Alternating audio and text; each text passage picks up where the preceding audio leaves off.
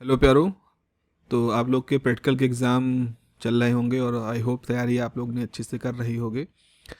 तो चलिए, एक पावर सप्लाई का एक एक्सपेरिमेंट है जिसको आप कहते हो सीपीसी, यानी कि आप इसे कह रहे हो कॉमन पावर सप्लाई। ये एक एक्सपेरिमेंट है आपके पास जिसको कि आप कर रहे हैं, आपके सिलेबस में है। देखो, सबसे पहले पावर सप्लाई को कहते हैं। तो जनरली होता क्या है कि किसी भी इंस्ट्रूमेंट को चलाने के लिए हमें पावर चाहिए, इनपुट पावर चाहिए। दो तरह से हम पावर दे सकते हैं, एक अल्टरनेटिंग करंट से दे सकते हैं, एक डायरेक्ट करंट के दे सकते हैं। जैसे डायरेक्ट करंट का सबसे पॉपुलर सोर्स आपके पास है बैटरी, और अल्टरनेटिंग करंट जो है, जो कि हमारे होम सप्लाई आती है, जो कनेक्शन के थ्रू आती है, वो अल्टरनेटिंग करंट होती है। जो बैटरी इस्तेमाल करते हैं वो हमारी डीसी बैटरी होती है।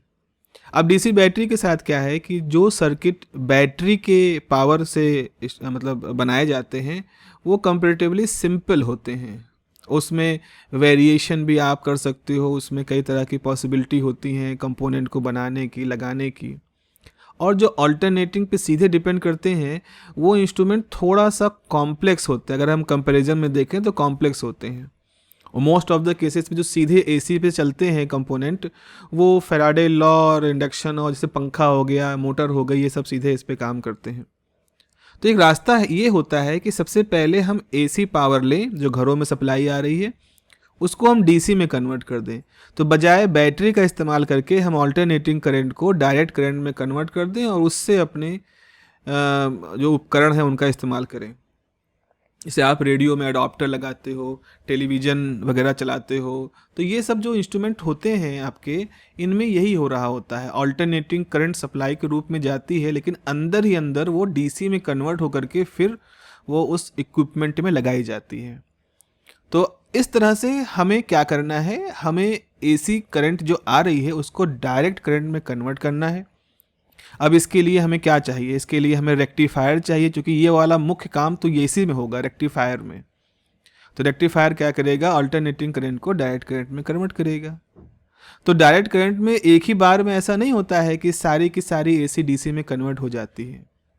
फिर हमें उसको फिल्टर करना पड़ता है, छानना पड़ता है। छान करके जो इम्प्योरिटी हटानी पड़ेगी और फिर हम डीसी करंट को वहाँ से पाते हैं। फिर हम ये देखते हैं कि कहीं ऐसा ना हो इनपुट में कुछ ऊपर नीचे हो जाए वोल्टेज, तो उसका असर आउटपुट में पड़े, तो इसीलिए उसको हम रेगुलेट करते हैं। तो रेगुलेटर सर्किट लगाना पड़ता है। तो मेन मोटिवेशन क्या है आपका, आपका मेन मोटिवेशन यहाँ पर होता है कि आप अल्टरनेटिंग करंट को डायरेक्ट करंट में कन्वर्ट करना चाहते हो, क्योंकि डायरेक्ट करंट पे बेस्ड जो इक्विपमेंट होते हैं वो सीधे अल्टरनेटिंग करंट पे बेस्ड इक्विपमेंट की तुलना में कॉम्प्लेक्स कम होते हैं, सिंपल होते हैं और कुछ हद तक सस्ते भी होते हैं। जैसे हमारे पास, जैसे हम लैपटॉप चलाते हैं तो बैटरी उसमें चार्ज होती है, मोबाइल चलाते हैं उसमें बैटरी चार्ज होती है, आप टेलीविज़न चलाते हो तो उसके अंदर एक अडाप्टर लगा होता है जो कि अल्टरनेटिंग को डायरेक्ट करंट में कन्वर्ट कर रहा होता है। तो मोस्ट ऑफ द केस में हम डायरेक्ट करंट के साथ ही अपना काम कर रहे हैं। अब आती बात पावर सप्लाई की। तो पावर सप्लाई का अगर शाब्दिक अर्थ देखो तो एक ऐसा इंस्ट्रूमेंट जिससे हम लगातार अपने डिवाइस को पावर दे रहे हैं। अब डिवाइस क्या हो सकती है, आपका लैपटॉप हो सकता है, आपका फ़ोन हो सकता है, आपका टेलीविज़न हो सकता है, आपका रेडियो हो सकता है, इस तरह का ऑडियो सिस्टम, वीडियो सिस्टम, ये सब हो सकते हैं। तो इस तरह से जब आप अपने डिवाइस को लगातार पावर प्रोवाइड कराते हैं, बल्ब जल रहा है, कुछ कंटिन्यूसली चल रहा है, जो रोज़मर्रा के इस्तेमाल की चीज़ें हैं, तो उनको जब आप इस तरह से पावर दे रहे होते हो तो उसको हम पावर सप्लाई कहते हैं। Common because it is widely used in day to day life, commonly हम इसको यूज कर रहे हैं। एक तरह से हम इसको कॉमन पावर सप्लाई इसलिए कहते हैं। ओके, नाउ सर्किट डायग्राम के बारे में देखो, क्योंकि मेन क्वेश्चन आपके पास जो यहाँ पर पूछे जाएंगे वो सर्किट डायग्राम के साथ ही जुड़े होंगे। तो सर्किट डायग्राम की सबसे शुरुआती में आपको एक ट्रांसफार्मर बनाना पड़ता है, एक ऐसा ट्रांसफार्मर जो इस तरह से है। अब ट्रांसफार्मर में क्या होगा, इधर कॉइल होती है, आपने इधर अल्टरनेटिंग करंट को ले लिया इस तरह से, तो इसके बीच में, ट्रांसफार्मर के बीच में क्रोड लगी होती है, कनेक्ट कंटिन्यूअस है। क्रोड होता है, क्रोड क्या होता है, क्रोड वो होता है जिसके ऊपर फेरे लपेटे गए होते हैं। तो 1 2 3 4, 1 2 3, एक और ले ले 4। तो हम यहाँ पे कोशिश करते हैं कि 1 2 3 4, ये यहाँ से 1 2 3 4 ऐसे करके इस तरह से बनाएं। तो हम अपने ट्रांसफार्मर को इस तरह से बनाते हैं कि इसकी जो प्राइमरी कॉइल है, सेकेंडरी कॉइल है, इसमें फेरों की संख्या और इधर फेरों की संख्या बराबर हो। तो एक बीच में ऐसा फेरा हम रखते हैं जिससे हम सेंट्रल टैपिंग कर सकें। तो सेंट्रल टैपिंग यही होता है, सेकेंडरी कॉइल के जो फेरे हैं उनमें से बीचों बीच से एक तार निकालना सेंट्रल टैपिंग कहलाता है। तो ये हमारा प्राइमरी, ये सेकेंडरी है। क्रोड क्या होता है? याद करो, जब ट्रांसफार्मर पढ़ा होगा आप लोगों ने, ट्रांसफार्मर ऐसा होता है कि इस तरह से उसमें कुछ बहुत सारी लोहे की पत्तियां होती जिनको एक के ऊपर एक रख करके एक इस तरह कुछ बनाते हैं और बीच में खोखला होता है इस तरह से। तो इधर एक कॉइल लपेट दी जाती है, इधर एक कॉइल लपेट दी जाती है, ये प्राइमरी होती है, सेकेंडरी होती है। तो जो फ्रेम होता है ये लोहे का, इसी को क्रोड कहते हैं। तो ये क्रोड है। ओके, फिर आप क्या करते हो, यहाँ पर एक पीएन जंक्शन लगा देते हो, यहाँ पर आप एक पीएन जंक्शन लगा देते हो और इन दोनों को आपस में कनेक्ट कर देते हो और यहाँ से एक आउटपुट निकाला और यहाँ से एक आउटपुट निकाला और इन दोनों आउटपुट को हमने क्या किया, ऐसे कुछ जोड़ दिया कि ये आपका कैपेसिटर हो गया, यहाँ पर ये कैपेसिटर हो गया। अब सोचो, हमने ये तार यहाँ जोड़ दिया इस तरह से, यहाँ एक कॉइल हो गई और फिर यहाँ पर एक कैपेसिटर हो गया, फिर यहाँ पे कॉइल हो गई, फिर यहाँ एक रजिस्टर लगा दिया। अगर हमने जेनर डायोड लगाया है तो जेनर डायोड इस तरह लगा दिया और फिर यहाँ पर लोड रजिस्टर आपको लगा दिया। अब आप देख लें, अगर ये चीज़ नहीं लगी है यहाँ पर, कौन सी चीज़, ये आपका रेगुलेटर, अगर रेगुलेटर नहीं लगा है तो कोई बात नहीं, आपने लोड रजिस्टर यहाँ पर लगा रखा है, ये आपका लोड रजिस्टर है RL। ठीक है, ये आपका एक बेसिक सर्किट है। अब आप लोग अपने हिसाब से देख लीजिएगा, आपके पास ऐसा है, हम आपके जैसा कराया गया हो, हम सिर्फ इसके सिद्धांत को बता रहे हैं जिससे आपके वाइवा के क्वेश्चन बन जाए। तो ये कैपेसिटर है, ये L है, ये डायोड D1 है, ये डायोड D2 है और यहाँ पर सेंट्रल टैपिंग है। सेंट्रल टैपिंग क्यों की जाती है? ताकि जितना वोल्टेज ड्रॉप इस तरफ हो उतना ही वोल्टेज ड्रॉप इस तरफ हो। तो आप ये श्योर करना चाहते हो कि सेकेंडरी कॉइल में दो हिस्सों में अगर वोल्टेज बांट रहे हो तो बराबर बटे। सवाल होता है दो हिस्सों में क्यों बांट रहे हैं? तो हम ये कह रहे हैं कि हमने अपने डायोड को ऐसा रखा है कि एक बार में केवल एक ही डायोड काम करेगा। तो यहाँ से यहाँ तक का जो हिस्सा है, ये जो पूरा हिस्सा है, इसे कहते हैं फुल वेव, इसे कहते हैं full wave rectifier. Okay, this is the full wave rectifier. यहाँ तक ये जो हिस्सा होता है ये होता है फिल्टर सर्किट का, और ये जो हिस्सा होता है इसे कहते हैं रेगुलेटर, और फिर आपका यहाँ पर आउटपुट है। तो इस तरह से हमारे जो आपकी जो पावर सप्लाई होती है, इस पावर सप्लाई में कुछ 2-3 हिस्से होते हैं। अब ऐसा करते हैं, बारी बारी से हर हिस्से की काम करने का तरीका समझते हैं, और उसको समझ लोगे तो आपको फिर पावर सप्लाई में कुछ प्रॉब्लम नहीं होगी। सबसे पहले बात करते हैं फुल वेव रेक्टिफायर की, कि भाई फुल वेव रेक्टिफायर क्या होता है। तो आपका है फुल वेव रेक्टिफायर। सवाल है कि रेक्टिफायर क्या होता है। तो रेक्टिफायर जो है वो एक ऐसी डिवाइस होती है जिसका काम होता है एसी पावर को डीसी पावर में कन्वर्ट करना। एसी पावर को डीसी पावर में कन्वर्ट करने का जो काम जिसके लिया जाता है उसको हम रेक्टिफायर कहते हैं। और इसके पीछे बेसिक प्रिंसिपल क्या होता है? इसके पीछे का बेसिक प्रिंसिपल है कि जब आप फॉरवर्ड बायस में पीएन जंक्शन रखते हो तो वो उसकी कंडक्टिंग स्टेट होती है, यानी कि एक पीएन जंक्शन जब फॉरवर्ड बायस में होगा तभी वो कंडक्ट करेगा, यानी ऑन होगा, और जब वो रिवर्स बायस में होगा पीएन जंक्शन तो वो नॉन कंडक्टिंग स्टेट में होगा। और नॉन कंडक्टिंग का मतलब होता है कि वो ऑफ स्टेट में होगा। तो रिवर्स बायस करते ही पीएन जंक्शन अपने से करंट को फ्लो नहीं कराएगा, बहुत छोटी करंट फ्लो करती है जो कि ना के बराबर होती है, जिसको रिवर्स सैचुरेशन करंट कहते हैं। तो ये एक तरह का सिद्धांत है रेक्टिफायर का।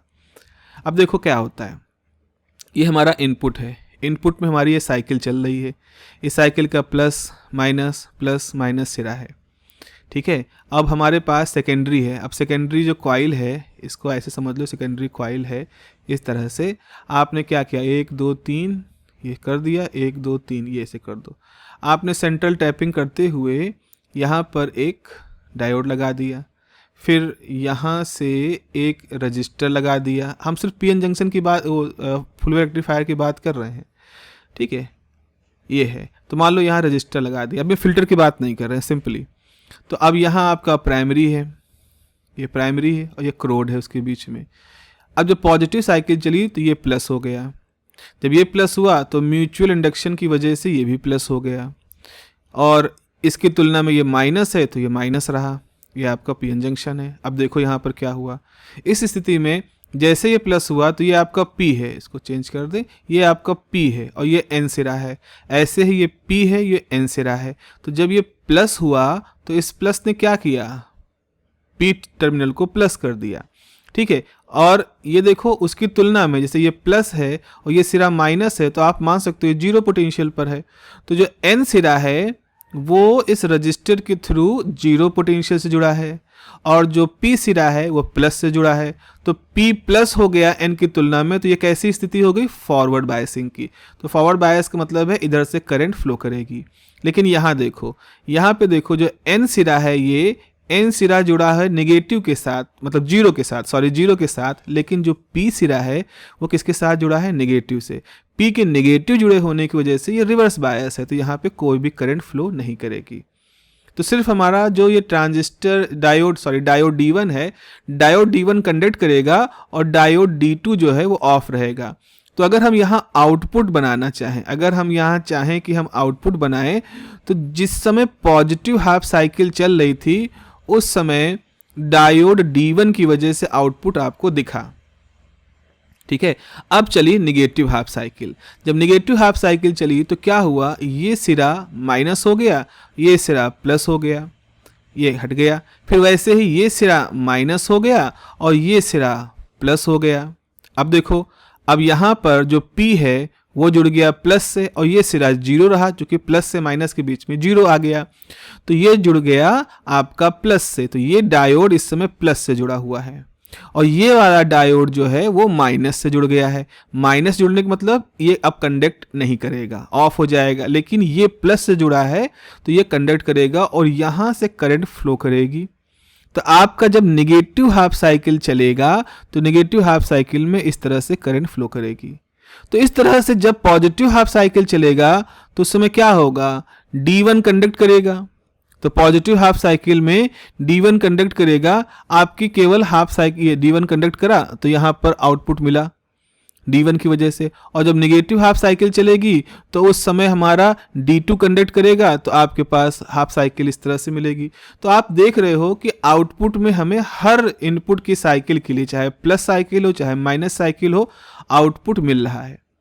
लेकिन दिक्कत ये है कि हमने कहा था कि AC से DC में कन्वर्ट होना चाहिए। DC तो भाई ऐसे होती है सीधी टाइम के साथ। अगर हम टाइम के साथ देखें तो DC का मतलब होता है करंट की वैल्यू किसी वैल्यू पे फिक्स हो, लेकिन यहाँ तो करंट ऐसे दिख रही है, तो इसको क्या DC कहना चाहिए, सवाल पूछा जाएगा। क्या ये जो आउटपुट है फुल वेव रेक्टिफायर का, क्या ये DC है? क्यों आप कह रहे हो कि DC मिल गई? तो आप कहोगे कि ये DC है क्योंकि DC का मतलब होता है, एक और मतलब होता है कि यूनी डायरेक्शनल। करंट को यूनी डायरेक्शनल की प्रॉपर्टी आ चुकी है। अब यूनी मतलब होता है सिंगल डायरेक्शन, मतलब दिशा।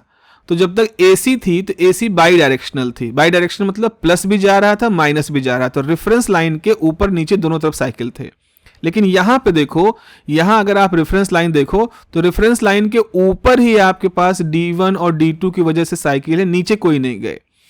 तो यूनी डायरेक्शनलिटी तो यहाँ आ गई। हाँ, दिक्कत ये है कि इसमें अभी मिक्सिंग है, इसमें मिलावट है, इसमें अभी मिक्सिंग है। मिलावट होने की वजह से आपको ये आउटपुट बिल्कुल DC की तरह नहीं दिख रहा है। तो सवाल है किसकी मिलावट हो गई होगी? तो ये है कि भाई डायोड है, ये सब कंपोनेंट है। मे भी आप कह सकते हो कि इसके अंदर AC एनर्जी की मिलावट है। तो AC एनर्जी हावी नहीं है, मिलावट है, इसलिए यूनिडायरेक्शनल होने के बावजूद भी आपको ये स्ट्रेट ना होकर के थोड़े वेरिएशन मिल रहे हैं। तो अब हम क्या कहेंगे, इसका मतलब है अब हमें यहाँ पर इस मिलावट को हटाने के लिए इसको छानना पड़ेगा। तो छानने का काम अगर करना है तो आपको फिल्टर लगाने पड़ेंगे, ठीक है। तो ये रेक्टिफायर का आई होप आप समझ गए होंगे क्या अंदाजा है। फिल्टर के बारे में बात करते हैं। अब फिल्टर कैसे करेंगे? तो फिल्टर का सिद्धांत क्या है? तो फिल्टर जो सर्किट होते हैं उनका सिद्धांत होता है XL और XC में जुड़ा हुआ है। एक्सेल क्या होता है? एक्सेल है किसी कॉइल के द्वारा, मतलब अगर इस तरह से आपने कॉइल लगा रखा है तो इस कॉइल के द्वारा जो अपोजिशन ऑफर होता है, अगर करंट यहाँ से जा रही है, चाहे वो एसी करंट हो चाहे वो डीसी करंट हो, कोई करंट जब इससे गुजरेगी तो ये जो कंडक्टर है, ये जो इंडक्टर है, ये उसको रास्ते में अपोजिशन करेगा, उसको थोड़ा सा रोकने का प्रयास करेगा। तो वो जो प्रतिरोध होता है उसको हम रेजिस्टेंस नहीं कहते, उसको हम रिएक्टेंस कहते हैं। तो इसे कहते हैं इंडक्टिव रिएक्टेंस, मतलब इंडक्टर की वजह से रिएक्टेंस XL कहा जाता है। और XL की वैल्यू होती है 2 पाई FL, F उस करंट की फ्रीक्वेंसी जिसको आप भेज रहे हो। तो इसका मतलब अगर आपने DC लिया तो DC के लिए F कितना होता है? 0 होता है। तो DC के लिए F अगर 0 है तो DC के लिए XL की वैल्यू कितनी होगी? 0। ठीक है।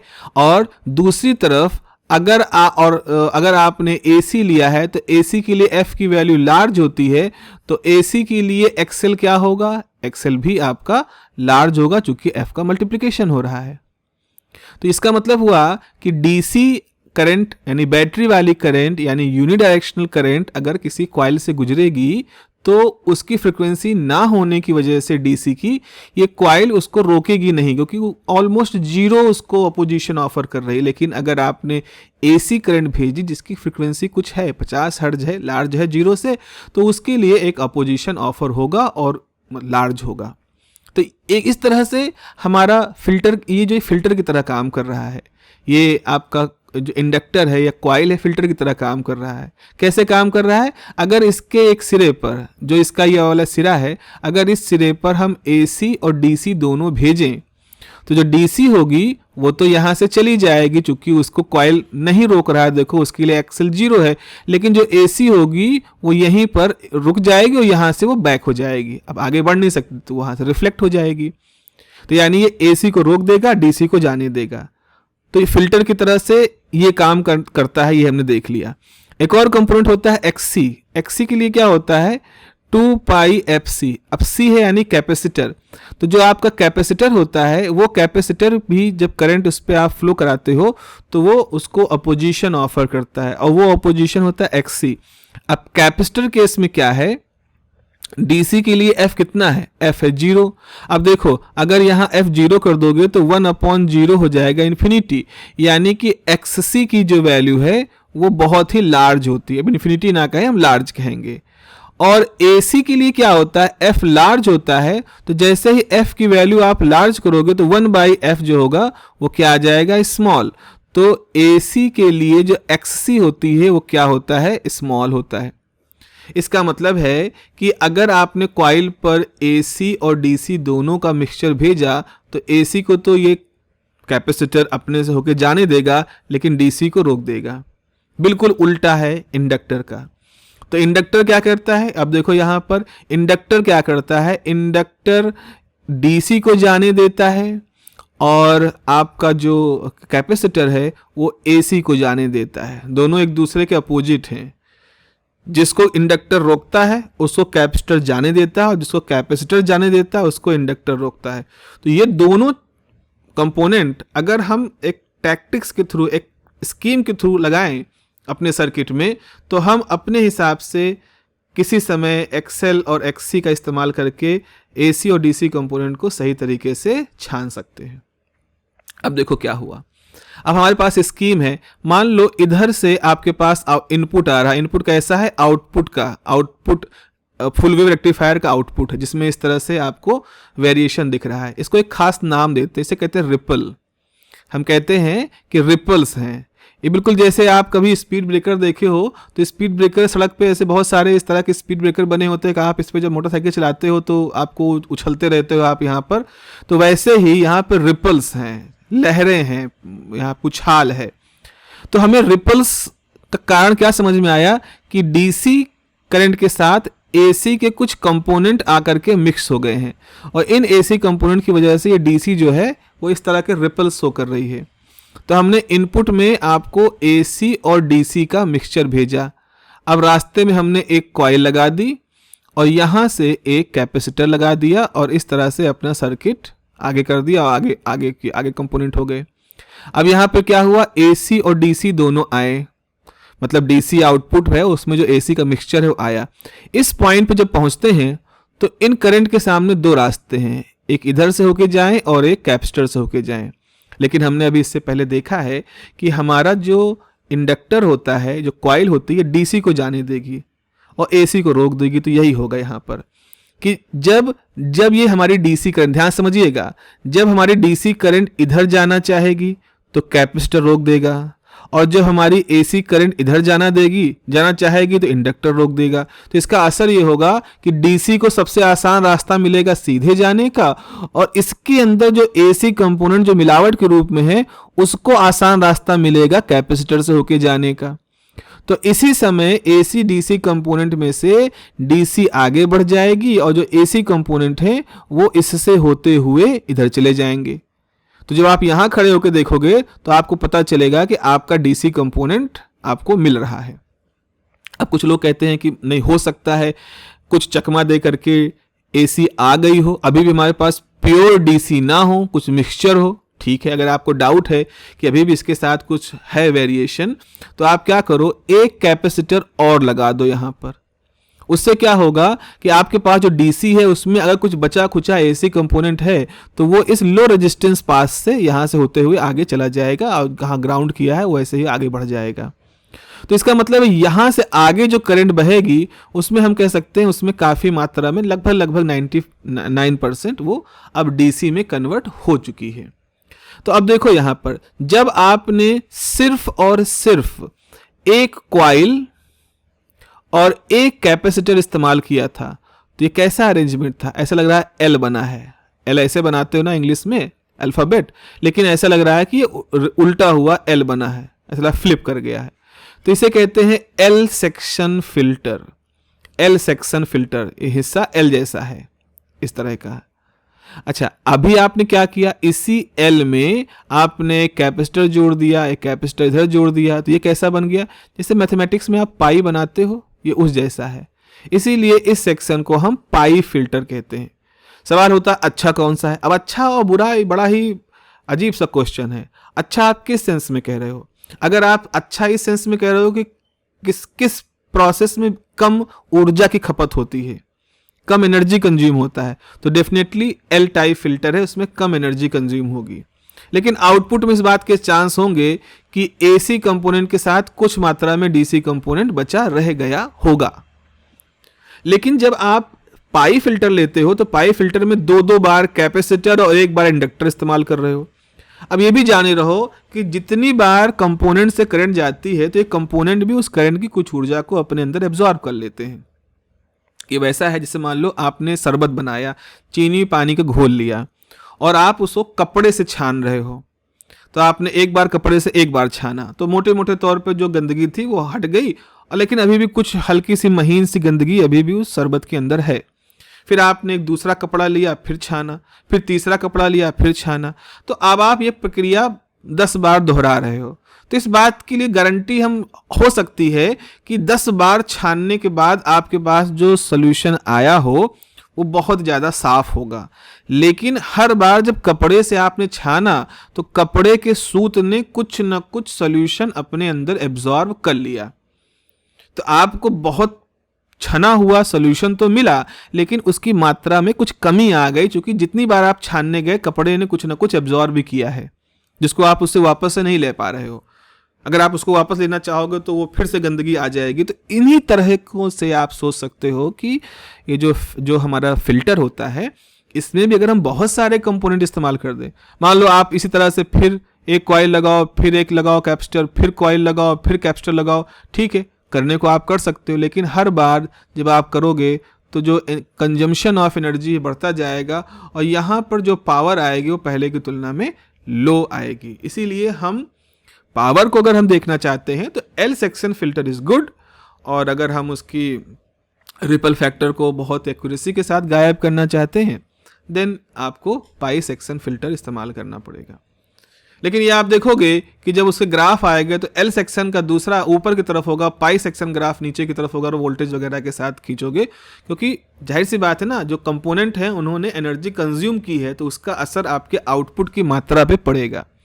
इसीलिए हमेशा हम एल सेक्शन ऊपर देखते हैं और पाई सेक्शन नीचे देखते हैं अगर आप उसका वोल्टेज वगैरह ये सब निकाल रहे होते हैं। तो ये हो गया एल सेक्शन और पाई सेक्शन फिल्टर और रेक्टिफायर इसका।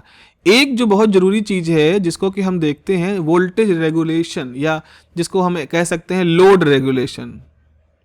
तो आप इसको कहते हो लोड रेगुलेशन, या हम इसको कह रहे हैं voltage regulation.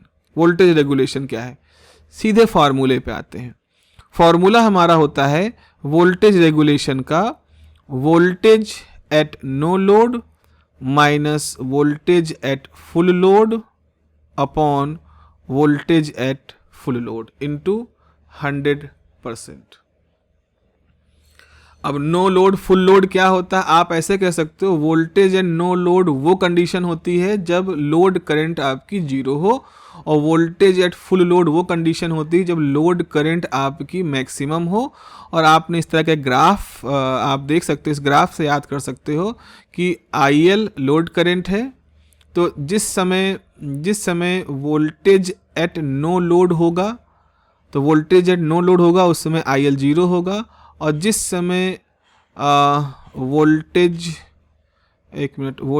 Eight full load होगा उस समय इसकी जो वैल्यू होगी वो इस तरह से होगी, ये एक वैल्यू होती है, मैं उल्टा लिख दिया मैंने। वोल्टेज एट नो लोड होगा, वोल्टेज एट नो लोड है, और ये है वोल्टेज एट फुल लोड, उल्टा मैंने लिख दिया। ये ऊपर वाला जो है नो लोड है, तो वोल्टेज एट नो लोड मतलब जब IC यानी IL 0 है, और वोल्टेज एट फुल लोड तब जब IL की अपनी मैक्सिमम वैल्यू है। तो ये हमारा फॉर्मूला होता है voltage at no load minus voltage at full load upon voltage at full load into 100। सवाल है कि ये फॉर्मूला दिखाता क्या है, इस फॉर्मूले से हम जानते क्या है। देखो भाई, ऐसा है कि आप चाहते हो कि ये हमारी पावर सप्लाई है और ये पावर सप्लाई का आउटपुट है, ठीक है। अब आप आउटपुट पे हो सकता है आप कभी ज़्यादा लोड लगाओ कभी कम लोड लगाओ, मतलब जहाँ से पावर आ रहा है, हो सकता है आप यहाँ पर स्पीकर लगाना चाहते हो सकता है आप यहाँ पर कोई लाइट बल्ब लगाना चाहते हो सकता है आप यहाँ पर मल्टीमीटर लगाना चाहते हो, या लैपटॉप लगाना चाहते हो, या कुछ मोबाइल फ़ोन लगाना चाहते हो। अगर ये अलग अलग इंस्ट्रूमेंट हम यूज कर रहे हैं तो अलग अलग इंस्ट्रूमेंट में क्या चेंज हो रहा है, इनका रजिस्टेंस चेंज हो रहा है। स्पीकर का रजिस्टेंस अलग, बल्ब का अलग, मोबाइल का अलग, लैपटॉप का अलग। लेकिन हम ये लोड तो हम चेंज कर रहे हैं, लेकिन हमारी इच्छा ये है कि इन लोड के चेंज होने से यहाँ का जो वोल्टेज है वो चेंज ना हो, ठीक है। मतलब यहाँ ना के बराबर लोड अगर हो तो भी जो वोल्टेज हो, और जब यहाँ ठीक ठाक सा लोड लगाया हो तो भी जो वोल्टेज हो उसमें कोई वेरिएशन ना हो। इस चीज़ को ऐसे समझ रहे हो ना, इसको ऐसे हम कह रहे हैं। ये मतलब आप सोचो ऐसा कुछ कह रहे हो कि आप मतलब आउटपुट आपका फिक्स हो जाए, भले आप वहाँ पर चाहे जो लोड लगा दो। तो टेक्निकली हम ये चाहते हैं कि हमारे वोल्टेज एट नो लोड और वोल्टेज एट फुल लोड में कोई डिफरेंस ही ना हो, ये जीरो हो। अगर ये जीरो है तो इसका मतलब है आपका वोल्टेज रेगुलेशन बेस्ट है। इस लॉजिक को समझना, इस पे क्वेश्चन पूछते हैं कि बे बताओ वोल्टेज रेगुलेशन का ज़्यादा होना अच्छा है कि वोल्टेज रेगुलेशन का कम होना अच्छा है। तो आपका आंसर होगा कि सर वोल्टेज रेगुलेशन की बेस्ट कंडीशन जब होगी जब वोल्टेज रेगुलेशन जीरो हो।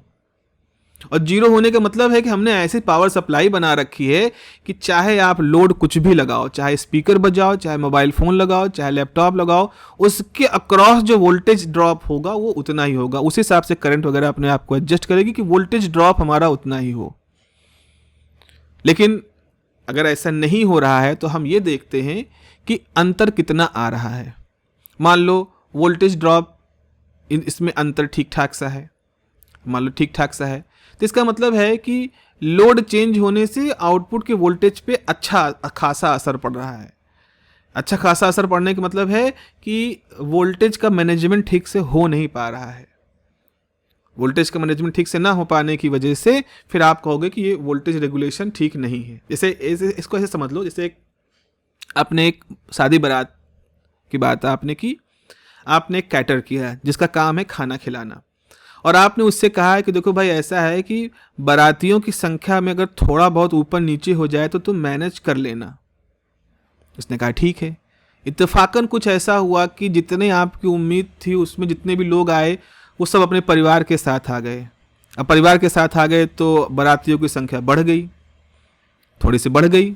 तो ऐसी स्थिति में क्या हुआ, उस कैटर ने उसको इतने अच्छे से मैनेज किया कि आपको पता नहीं चला कि बढ़ी हुई लोगों के लिए भी एक्स्ट्रा खाना मुहैया उसने करा दिया।